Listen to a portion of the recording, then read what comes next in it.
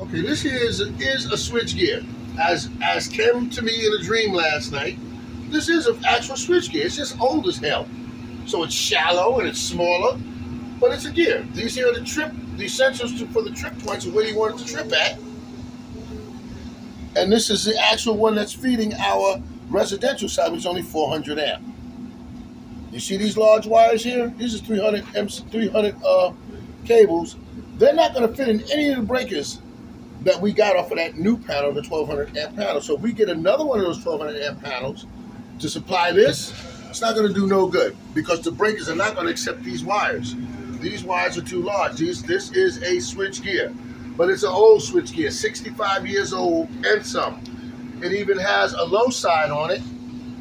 If you see here, we've got 50 amp breaker, a 40 amp breaker, a 15 amp breaker, a 30 amp breaker, a couple of hundreds, and a 70. So any new switchgear is not going to accommodate none of this. So that means we're going to have to get a secondary panel besides the gear to mount up somewhere and feed that separately, which will require a disconnect. And also this gear will require a disconnect. So you're talking 2 disconnects added, plus a secondary panel. And if that's the case, the new gear, he may look at this old guy right here and say, you know what? Change that too. It is being straight in, which is here's another violation. It's coming in off the bus bar being fed with 480, 277, 480. It comes down through the bus bar system and it goes through here. This is terrible work they did.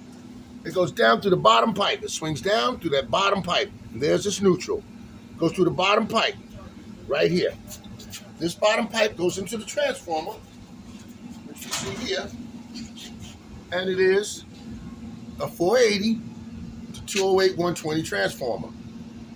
So after it's fed, that means they're using this panel here. They're using it as a raceway, which is also, you can't do that no more. So we have to find a new way to feed it into the side of the building from outside in the vault. Then it leaves right here to transform through these two. And then that's where it comes in and starts to feed the 120 stuff that's in this system, including this guy. And this guy now feeds out, goes on down, and goes through the floor, and it hits the residential side of the motel. So we be opening a very vicious can of whoop ass if we fuck around and keep pursuing this. So I'm going to attempt to find a 800 amp to minimum of 600 amp breaker to change in this position, which will not require an inspection to do so. However, we will still need Duke to come in and shut it down, change this breaker, and they'll turn it back on.